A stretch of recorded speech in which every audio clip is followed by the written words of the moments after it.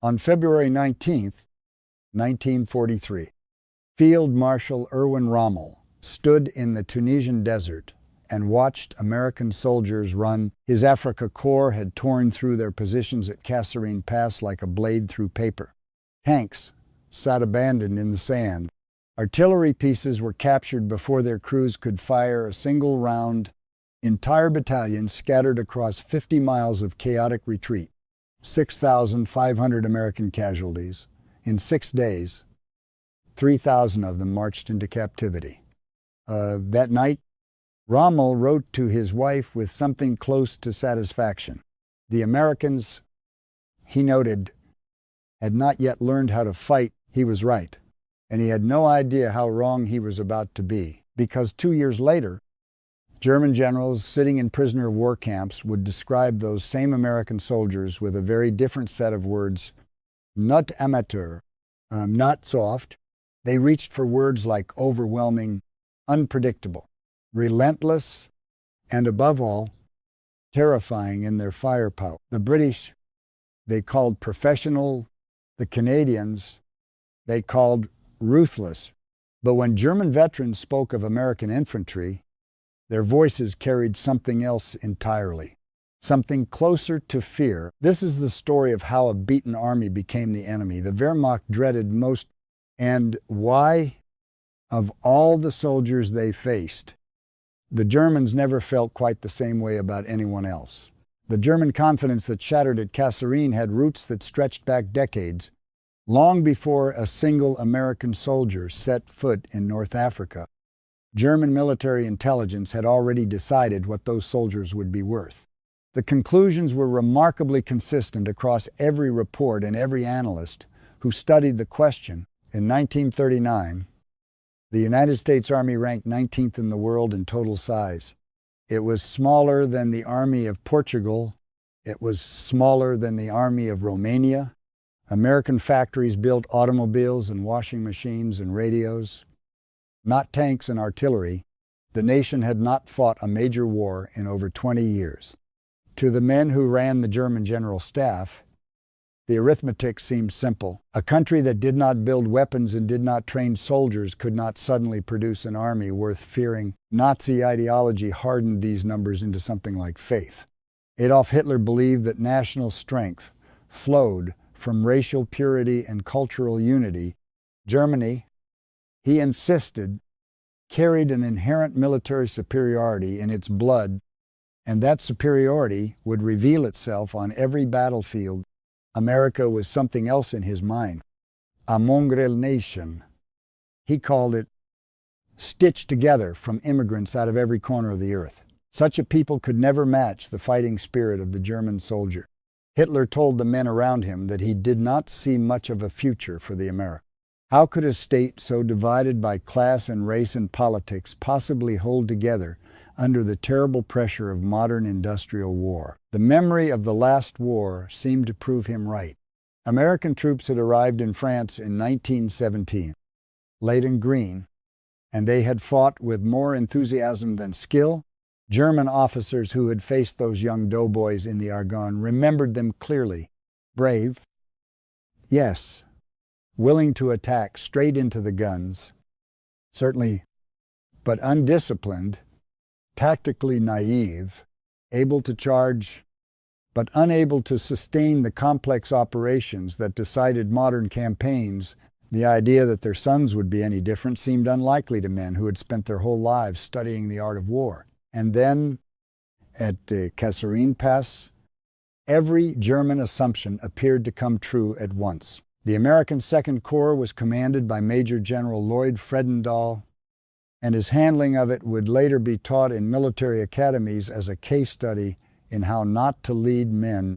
He scattered his forces across a front of 30 miles, leaving individual units isolated and unable to help one another. He built his headquarters 70 miles behind the front, an elaborate bunker blasted into a mountainside, so far from the fighting that he could not possibly direct it. Engineers who should have been digging defensive positions were instead digging his command post deeper into the rock. His orders were confused. His communications were poor. His grasp of what was actually happening on the ground barely existed at all. His men had trained for months in England and in North Africa. But training and combat are not the same thing. And some of his replacements had arrived only days before the battle began. A few of them had not even finished their basic training. Rommel struck on February 14th, 1943, with the confidence of a commander who had spent 2 years beating the British across this same desert. His panzers rolled through gaps in the American line that never should have existed. Artillery positions were overrun before they could fire a single effective salvo. Infantry broke and ran without waiting for orders, leaving behind equipment worth millions in the open sand. American tanks, caught alone without infantry to protect them, burned under the accurate fire of the German 88mm gun, a weapon that had already earned its terrible reputation. The retreat became a rout. The rout became a panic. Officers lost contact with their men in the confusion and the dust. Units that should have supported one another fought alone and were destroyed one by one. Prisoners marched into German captivity by the thousands, stunned by the speed and the completeness of what had happened to them. 6 days, 6,500 casualties, 3,000 men captured. Omar Bradley, who would one day command the largest American force in history, called Kasserine probably the worst performance of United States Army troops in their whole proud history. It was a harsh verdict. It was also a fair one. Everything that could have gone wrong had gone wrong. Leadership had failed at every level.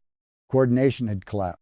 And the hard, patient skill that comes only from real combat experience was simply not there. The German commanders drew the obvious conclusions. The Americans lacked the toughness and the cohesion that sustained combat demanded. All their material wealth could not make up for poor leadership and tactical clumsiness. Their divided population, the generals told each other, could never produce the unity of spirit that came from a single shared blood. Rommel wrote that the Americans would need months, perhaps years, before they became opponents worth respect. Other German generals, in the privacy of their own reports, were far less generous than that. They expected the next meeting to go exactly like the first, but Rommel was too intelligent a man and too experienced a soldier to let a first impression harden into a permanent belief. He had made that mistake once already in this very desert. He had underestimated the British in the early days before he learned to respect their stubbornness and their skill. And in the days after Kasserine, something caught his attention that did not fit the story he wanted to tell. The Americans were not behaving the way beaten armies were supposed to behave. They were not demoralized. They were not passive. They were not sitting in the wreckage waiting for someone else to save them. They were reorganizing with a speed that seemed almost unnatural, as though the defeat had woken something inside them instead of breaking it. Rommel had seen many armies lose. He had never quite seen one lose like this and then move like this. So soon afterward, within weeks, the change accelerated in ways that should have alarmed every intelligence officer in the German command. Dwight Eisenhower relieved Fredendall and sent George Patton to take over Second Corps. Patton came down on that broken formation like a storm. He was a tornado of energy and fury and absolute, unbending demand for excellence. And he changed the atmosphere of the entire Corps almost overnight. He demanded discipline with an intensity that bordered on obsession. Soldiers who had slouched their way through the disaster at Kasserine now found themselves standing at attention, polishing brass, wearing helmets and neckties at all hours, and training harder than they had ever trained before. Patton personally fined officers who appeared without a proper uniform. He threatened to court-martial any man who showed cowardice under fire. He was profane. He was theatrical. He was completely uncompromising. And he drove his men without mercy because he understood something that Rommel was only beginning to suspect. The Americans who broke at Kasserine were not yet soldiers, but they could become soldiers. and they would become soldiers faster than anyone in the German high command believed was possible. The proof came at El Getar on March 23rd, 1943. Barely 4 weeks after the humiliation at Kasserine had ended, Patton set his forces across the approaches to the pass and prepared his defensive positions with a care that had been utterly absent in February. He waited for the German counterattack with confidence instead of dread when 50 tanks of the 10th Panzer Division rolled forward through the morning mist. Their crews expected to scatter the Americans the way they had scattered them before. They advanced with the easy confidence of men who had beaten this enemy once and saw no reason it would not happen again. They were catastrophically wrong. American mines disabled the leading panzers, blocking the narrow approach and funneling the tanks behind them into carefully chosen killing zones. Tank destroyers opened fire from concealed positions with an accuracy that shocked the German crews. And the infantry, the same kind of infantry that had fled a month earlier, held its ground. It held with discipline. It fired with accuracy. It kept its cohesion under pressure that would have broken it in February. And then the artillery began its work. The bombardment that fell on the 10th Panzer Division that morning was not the scattered fire of individual batteries acting on their own. It was a concentrated storm of steel that seemed to arrive from everywhere at once. Adjusted with a speed and a precision the German gunners could not understand. The attack shattered against the American line and held there all day. 30 tanks were left burning or broken on the approach to the pass. German infantry, caught in the open, were pinned and cut down by massed fire that chased them as they tried to withdraw. When German prisoners were interrogated afterward, some of them wept openly. They told their captors that this was the first time in the entire war that they had been stopped by nothing more than artillery and infantry. Without any significant armor to save them, Terry Allen, commanding the 1st Infantry Division, had sworn that he would never pull back and that he would shoot the first man who did. He never had to make good on the threat. His soldiers stood and fought with the ferocity of men who had something to prove, both to the enemy who had humiliated them and to themselves. This was the paradox of Kasserine. The defeat had given the Germans a false sense of security. At the exact moment they should have been most afraid, they had seen the Americans at their absolute worst, and they had mistaken it for the Americans at their normal level.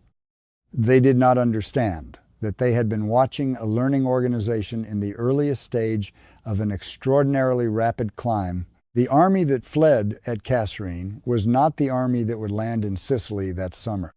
It was not the army that would storm the beaches of Normandy the following year. It was not even the army that would finish the fight in Tunisia 3 months later, and the man who had dismissed them as hopeless amateurs in February was about to watch that judgment collapse in his own hands. By May of 1943, the war in North Africa was over. 275,000 German and Italian soldiers surrendered to the Allies in Tunisia, roughly 3 times the number of prisoners the Soviets had taken at Stalingrad. And the Americans who had panicked under Rommel's first blow in February were now among the victors, accepting German surrenders and sorting through captured equipment in the desert sun for the German soldiers marching the other way into captivity. The reversal was almost impossible to absorb. Many of them had crossed this same ground going forward only weeks earlier. Riding high on the memory of Kasserine, certain that the Americans were a temporary nuisance who would fold the moment real pressure came, now they walked in long gray columns under American guards, past the burned-out hulls of their own panzers, past artillery pieces that had run dry of shells while the enemy guns never seemed to run dry of anything. Some of them looked at the endless American trucks, the mountains of crates, the aircraft passing overhead in numbers no one bothered to count. And they began to understand that they had not lost a battle. They had lost to a country. German intelligence officers who studied the campaign in their after-action reports struggled to explain what had happened. The Americans had been routed in February By May, they were conducting offensive operations with a skill and an aggression that rivaled veteran formations with years of fighting behind them. The speed of the improvement broke every model the German planners possessed for estimating what an enemy could do. Rommel understood it better than most, because he had watched it happen up close. In a passage from his private papers, published only after the war, he wrote with unusual honesty about the men he had faced in Tunisia.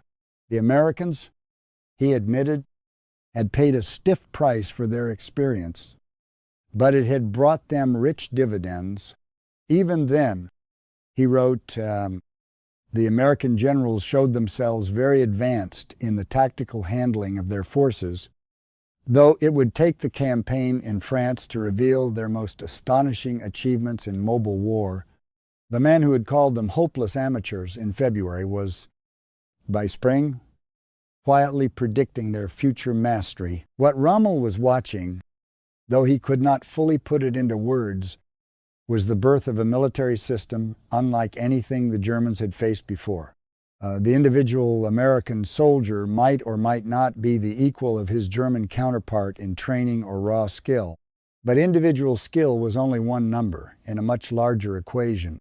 The Americans were building something that multiplied the value of every rifleman, every tank crew, and every gun far beyond what any of them could achieve alone.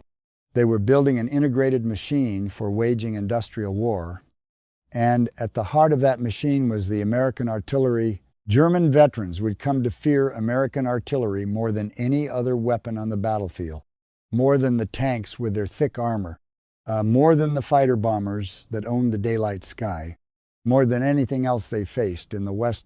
Ask the survivors what they dreaded most, and again they gave the same answer. The guns. The reason was not simply the volume of fire, though American guns certainly fired more shells more often than German guns could match. The reason was an entire system of fire control that had no equal in any other army in the world, including the Wehrmacht itself.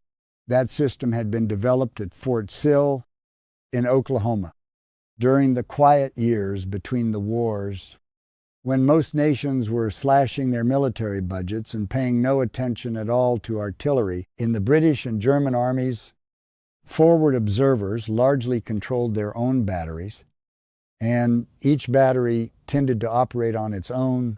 The American system was different. It centralized fire control at the battalion level through a fire direction center, and that one change multiplied everything. Any observer anywhere on the battlefield could call for fire from any battery within range without needing any prior arrangement. A request could climb from battalion to division to corps with astonishing speed, gathering the guns of an entire army onto a single target if the moment demanded it. The mathematics of aiming were simplified through mechanical aids and standardized procedures, and the effect was brutal. The time from a request to shells landing on the target dropped to about 3 minutes. German systems needed 10 to 12 minutes to do the same thing, and often could not mask the fire of many units together with anything like the same efficiency. That difference of a few minutes does not sound like much. On a battlefield, it was the difference between life and death for whoever stood underneath. The practical consequences terrified the men on the receiving end. A single American spotter plane, a fragile little Piper Cub made of fabric and wood, unarmed, barely faster than a car, could call down the fire of dozens of guns on anything its pilot could see. German soldiers learned to dread the sight of those tiny aircraft circling overhead. They knew exactly what came next.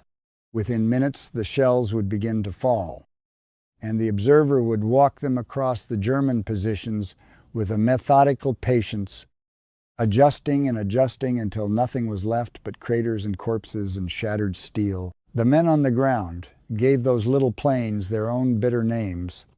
To see one appear over the ridgeline was to feel the cold certainty of what was coming. There was no way to fight it. A soldier could not shoot down a target that stayed just out of range, and he could not hide from eyes that hung in the sky for hours. All he could do was press himself into the earth and wait, listening to the faint drone of the engine circling somewhere above the smoke, knowing that each slow pass was another correction, another set of numbers being passed back to the gun. Veterans described lying in their holes and praying not for safety, but simply for the plane to choose someone else. Often it did not. The waiting, some of them said later, was worse than the shells themselves, because the waiting gave a man time to imagine exactly what the shells would do. Then the Americans perfected a technique that multiplied the terror beyond anything the Germans had known. They called it time on target. Batteries of different calibers, sitting at different distances from the target, would calculate their firing time so precisely that every shell from every gun arrived at the same instant, all of it landing inside a window of just a few seconds. For the men in the impact zone, there was no warning at all. No first shell to send them diving for cover before the storm arrived. Just silence. And then sudden, total destruction appearing out of nowhere, as though the sky itself had fallen on them all at once. There is a particular cruelty in a weapon that removes even the chance to flinch in an ordinary bombardment. The first ranging shells were a kind of mercy. They gave a man half a second to throw himself down, to reach whatever cover the ground offered, to accept what was happening before the worst of it arrived. Time on target erased that half second. One moment, a German position was a place where men talked and smoked and complained about the cold. The next moment, it was gone. The air torn apart by dozens of impacts that all landed together, the ground heaving, the sound arriving as a single monstrous blow rather than a series of explosions. Men who survived it often could not describe it in order, because there had been no order to it. There had only been silence, and then the end of the world, and then silence again over the wounded. At Elsenborn Ridge, during the Battle of the Bulge, this system would allow the Americans to mass hundreds of guns against the 6th SS Panzer Army, one of the largest artillery concentrations the world had ever seen. Attack after attack by elite German formations broke apart in that storm of steel. But that lay in the future. In 1943 and early 1944, the system was still growing into its full and terrible maturity. Late in 1944, the Americans added another dimension of horror. They introduced the proximity fuse to ground combat, a weapon they had spent over $1 billion to develop, one of the most ambitious programs of the entire war after the atomic bomb itself. The fuse was a miniature radar set small enough to fit inside an artillery shell. It sensed the ground as the shell fell and triggered the explosion at the perfect height for maximum effect, usually around 30 feet above the surface. The meaning of that was simple and merciless. A shell that would once have buried itself in soft earth before bursting, wasting most of its killing power downward into the dirt, now exploded in the air and rained fragments down onto the men below. Foxholes and trenches that had offered reasonable protection suddenly offered almost none. Against dug-in infantry, the airburst was 5 to 10 times more lethal than ordinary fire. German prisoners taken during the Bulge reported that some soldiers charged directly into American positions rather than endure it. They chose the risk of being shot in a headlong assault over the certainty of being torn apart from above while they crouched helpless in their holes. To understand why men would make that choice, it helps to understand what the foxhole had meant to a soldier. Until then, the hole in the ground was his one reliable friend on the battlefield. Dig deep enough, keep low enough, and most of what the enemy threw at you passed harmlessly overhead. Generations of soldiers had survived on that simple truth. The proximity fuse took the truth away. Now the danger came from above, bursting in the air and driving jagged steel straight down into the very holes that were supposed to save them. A man could do everything right, could dig deep and keep his head down and follow every rule he had ever been taught. And it made no difference at all. That was the true horror of it.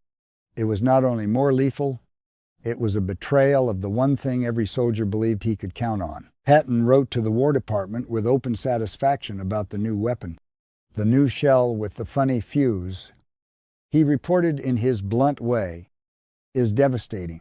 He described catching a German battalion trying to cross the Sauer River and killing, by actual count, 72. And then there was the sheer volume of it, a scale of production that German soldiers could barely comprehend. One American field artillery battery fired its 300,000th round between June of 1944 and March of 1945. An output that would have drained the ammunition stocks of an entire German corps. For the Ninth Army's crossing of the Rhine in March of 1945, thousands of American guns opened fire at a rate that poured tens of thousands of shells onto the far bank in a single bombardment, lasting little more than an hour. German artillery could not begin to match it. Worse, the German gunners were trapped in a logistical nightmare of their own, forced to conserve every shell. They were also forced to use a patchwork of captured guns gathered from all across occupied Europe. General Hans Eberbach, commanding the 5th Panzer Army in Normandy, recorded that his artillery included guns made in France, in Czechoslovakia, in Poland, and in the Soviet Union. In addition to German pieces, each type demanded different ammunition, different spare parts, different maintenance, and different training for its crews. A shell made in one factory would not fit a gun built in another. Imagine the daily reality of trying to fight a modern war that way. A battery commander might have 4 guns, and each of the 4 might demand a different shell, a different set of spare parts, a different manual, a different rhythm of maintenance.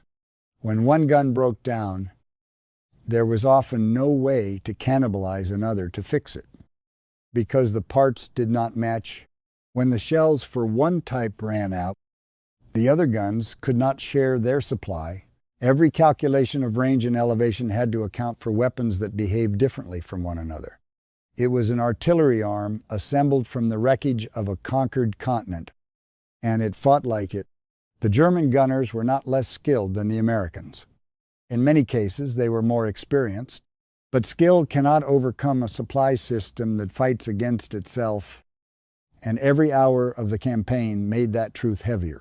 The Americans had solved that problem before the first shot was ever fired. They standardized everything. A shell manufactured in Ohio would fit a gun assembled in Michigan, served by a crew trained in Oklahoma. The same industrial logic that Henry Ford had used to build automobiles now built armies. With the same relentless efficiency, this was the thing the Germans could never overcome. It was not that any single American was superhuman. It was that the entire system behind him was built to make him more dangerous than he had any right to be. The artillery was only one part of it. Close air support was woven directly into ground operations through forward air controllers, who could call in fighter bombers within minutes of spotting a target, often faster than a German unit could even react. Every American division was fully motorized, carried on its own trucks, with a mobility that German formations, still leaning on horses for much of their supply, could never match over a long campaign. And behind all of it ran the logistics, a river of supply that seemed to German eyes to have no source and no end. When American tanks were destroyed, new tanks arrived within days from depots that never emptied. When ammunition ran low, more appeared within hours on trucks that simply kept coming, no matter how many were lost. The flow never stopped. It never even seemed to slow. Normandy would become the proving ground where all of these systems reached their full maturity, and where German survivors would be left permanently shaken by what they saw. When the Americans came ashore on June 6th, 1944, they ran almost at once into a tactical problem that threatened to strangle the entire invasion in its first weeks. The Bocage country inland from the beaches was a nightmare of ancient hedgerows, earthen banks up to 15 feet high, crowned with dense vegetation that had grown thick over centuries. Each of these banks turned a small field into a natural fortress. Tanks could not push through the hedgerows. They had to climb over them, and in climbing they exposed their thin belly armor to the anti-tank guns of defenders, who covered every angle. Infantry advancing without the tanks were slaughtered by German machine guns sighted to sweep each field with interlocking fire. The offensive ground to a bloody halt. Thousands of American lives were spent for gains measured in yards rather than miles. And the German commanders watching it allowed themselves, briefly, to hope perhaps the lesson of Kasserine would repeat itself here. Perhaps the Americans, faced with a problem that demanded improvisation instead of simple material weight, would prove unable to solve it. For the American infantrymen, the bocage was a different kind of nightmare than the open desert had been. In Tunisia, the danger had at least been visible out across the sand. Here, the enemy was 10 yards away and completely unseen, dug into the far bank of a field no bigger than a backyard. Waiting behind a wall of green that had stood since before Napoleon, a squad would climb through a gap in one hedgerow and be cut down before it reached the next. Then the survivors would take that field, at a cost of men they could not spare, and look up to see another identical field beyond it, and another beyond that, stretching on for miles. It was a landscape designed, it seemed, to swallow armies, and for a few terrible weeks, it did. Field Marshal Gerd von Rundstedt, commanding all German forces in the West, built his strategy on exactly this assumption. He would screen off the British around Caen, where Montgomery's careful, methodical attacks could be predicted days in advance, and he would concentrate his mobile reserves against the Americans, where the terrain so heavily favored the German defense. It was a sound plan. It might have worked against a different enemy. It did not work against the Americans of 1944, because across the American sector, units began solving the hedgerow problem on their own, without waiting for orders from above. Tank crews welded steel teeth, cut from the German beach obstacles that littered the coast onto the fronts of their tanks, turning them into machines that could tear straight through the earthen banks at ground level instead of climbing over them. Infantry squads worked out entirely new methods for clearing each field, coordinating with tanks and artillery in sequences that no existing doctrine had ever described. Because no one had ever anticipated this exact problem, engineers experimented with explosives and demolitions, and the solution spread sideways, from one unit to the next, through informal networks, long before any headquarters formally approved them. This was the thing the Germans found hardest to counter. The American military culture did not merely tolerate this kind of improvisation from the bottom up. It actively encouraged men at every level to innovate. The most famous solution of the entire campaign came from a sergeant named Curtis Cullen of the 2nd Armored Division. Using scrap steel salvaged from the very beach obstacles that Rommel had ordered placed along the coast, he built a set of steel prongs that let a Sherman tank burst through a hedgerow at ground level. Rather than rearing up and bearing its soft underside to German guns, General Omar Bradley watched a demonstration of the device and immediately ordered it into mass production. Within 3 weeks, 3 out of every 5 tanks in First Army carried a hedgerow cutter, fabricated by ordnance units working around the clock. And the whole thing was kept strictly secret from German intelligence, held back, so that the surprise would be complete when the breakout finally came. That breakout was Operation Cobra, launched on July 25th, 1944. And it opened with a demonstration of American combined arms power that would leave German survivors in a state of permanent shock. Roughly 1,500 heavy bombers dropped their loads in a carefully planned carpet across a rectangle about 3.5 miles long and 1.5 miles deep, saturating it with high explosive. The Panzerlehr Division, one of the finest armored formations in the entire German military, filled with experienced veterans, lay directly in the center of the impact zone. Lieutenant General Fritz Bayerlein, who commanded Panzerlehr, would later write manuscript after manuscript as a prisoner, describing in clinical detail what happened to his elite division on that single day. The bombing killed over 1,000 of his men in a matter of hours, wounded many more, and destroyed vehicles beyond counting. When the dazed survivors crawled out of their wrecked positions to meet the American ground assault, they found that they no longer commanded a fighting force capable of any coordinated resistance at all. Panzerlehr had gone into that morning with roughly 45 armored vehicles fit for action. By the end of it, only 7 tanks could still move. Bayerlein described the aftermath in the flat, disbelieving voice of a man who had seen too much.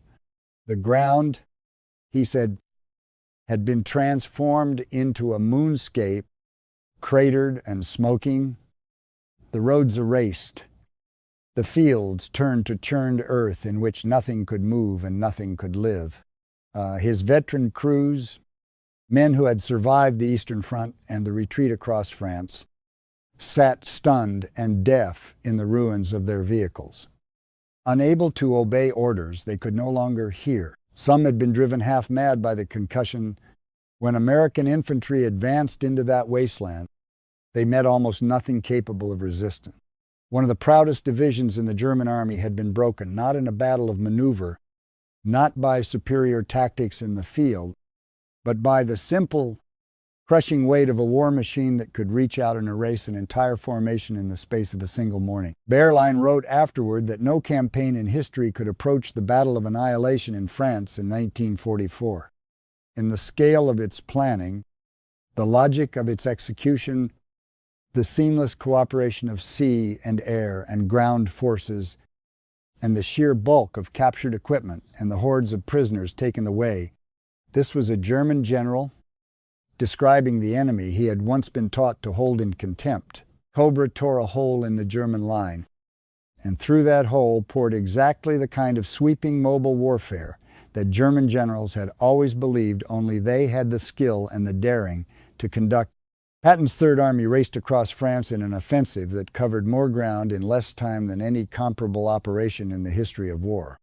German commanders watched in disbelief as American armored columns appeared behind their own defensive positions, cutting their communications, overrunning their supply depots, and trapping entire formations before they could organize any orderly retreat. Everything the Germans thought they understood about mobile war, the Americans were now doing to them, and doing it faster. This was the transformation that Rommel had glimpsed in the Tunisian desert and could not quite name. It had a name now. It had beaches and hedgerows and burning tanks to prove it. And the men who had once wept in captivity at El Guettar, stunned that mere artillery and infantry had stopped them, were now only the first of many. The Wehrmacht had built its reputation on speed and shock and the mastery of maneuver in the summer of 1944 in the fields of Normandy. It watched a supposedly amateur army take those weapons and turn them with terrible efficiency against their inventors. The Battle of the Bulge in December of 1944 was Hitler's final desperate attempt to reverse the verdict that Normandy had written. He gathered the last strategic reserves of the German military, including elite SS panzer divisions that had been painstakingly rebuilt after their destruction in France. And he hurled them against what his intelligence told him was the weakest sector of the Allied line, the quiet, forested hills of the Ardennes. The whole gamble rested, in part, on a single stubborn belief. Hitler still thought the Americans were soft. He still believed, nearly 2 years after Kasserine, that American soldiers would crumble under a sudden, violent surprise the way they had crumbled in Tunisia. He was about to learn how completely he had misread them. The offensive struck on December 16th and achieved total surprise. German forces attacked through fog and snow that grounded the Allied aircraft and stripped away the American advantage in the air. The initial blow, shattered thinly, held American positions along a 50-mile front and sent shock waves all the way back to Eisenhower's headquarters for a few days. It looked as though the old pattern might return. And then, all across the Ardennes, the American army showed the Germans exactly how much it had changed. At Lanzerath Ridge, a tiny force of American soldiers held a critical position against overwhelming odds. 18 men from an intelligence and reconnaissance platoon, joined by 4 forward artillery observers, faced roughly 500 German paratroopers, elite soldiers of the Luftwaffe, formidable by any measure, 22 Americans against 500 Germans. They held their ground through repeated assaults for nearly 18 hours, breaking the careful German timetable and buying precious time for reinforcements to reach the threatened sectors. When they finally pulled back out of ammunition, they had inflicted staggering losses on their attackers. Decades later, that platoon would be recognized as the most decorated American unit of its size for a single action in the entire war. To the south, an SS lieutenant colonel named Joachim Peiper commanded the armored spearhead that was supposed to race to the Meuse River bridges on the very first day. Instead, his advance took 36 frustrating hours just to reach one small town, roughly the same distance German forces had covered in 9 hours during the triumphant campaign through these same forests in 1940. American engineers blew every bridge in his path. American soldiers, even in the chaos of retreat, set fire to fuel depots rather than let a single drop of gasoline fall into German hands. Every delay cost Peiper irreplaceable time and fuel he could not spare, and the offensive that depended on his speed slowly strangled for the lack of it. At Elsenborn Ridge, American infantry divisions dug in and completely blocked the 6th SS Panzer Army, the main effort of the entire German offensive, containing some of the finest formations left in the Wehrmacht. And here the system reached its terrible peak. American artillery, massed and coordinated in the way that only the Americans could manage, fell on the attacking columns with an intensity that broke them apart again and again. The 12th SS Panzer Division, the fanatical young men who had expected to lead the breakthrough to Antwerp and to victory, was mauled so badly in its repeated attacks against that ridge that it never recovered as a fighting formation. Their tanks burned where they stopped. Their infantry died in the open under a rain of airburst shells that reached down into every hole they tried to hide in. The young men of the 12th SS had been raised on the promise of their own invincibility. They had been told since childhood that they belonged to a master race of warriors, that their spirit alone would carry them through any obstacle. On the slopes below Elsenborn Ridge, that promise died in the snow.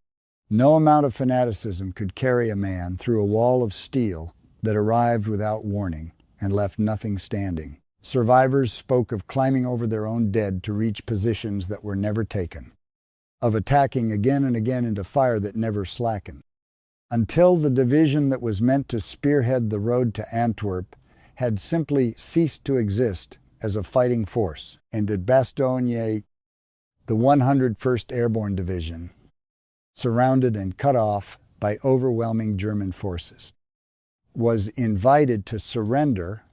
The German commander sent in a formal ultimatum, warning of annihilation if the Americans refused.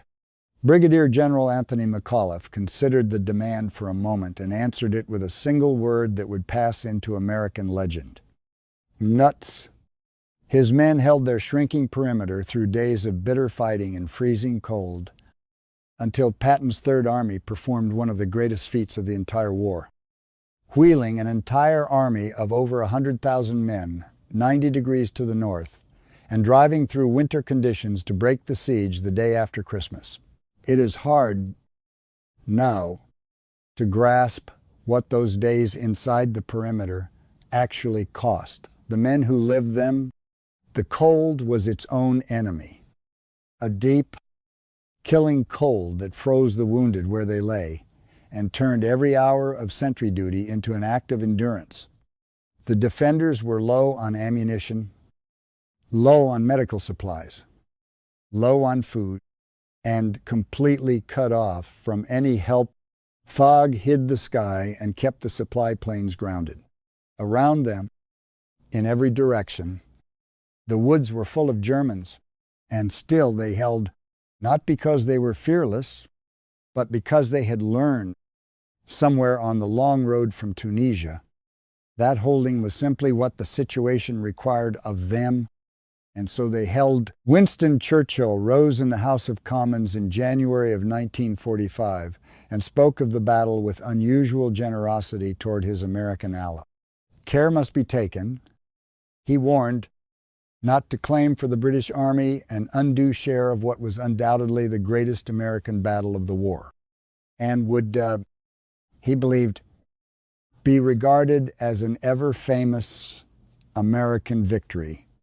The Battle of the Bulge consumed Germany's last reserves of men and machines, and it proved beyond any remaining doubt that the American Army had grown into one of the most formidable fighting organizations on earth. It is here that the comparison with the British demands honesty, the kind of honesty that German officers often left out of their memoirs when they were trying to explain their defeats.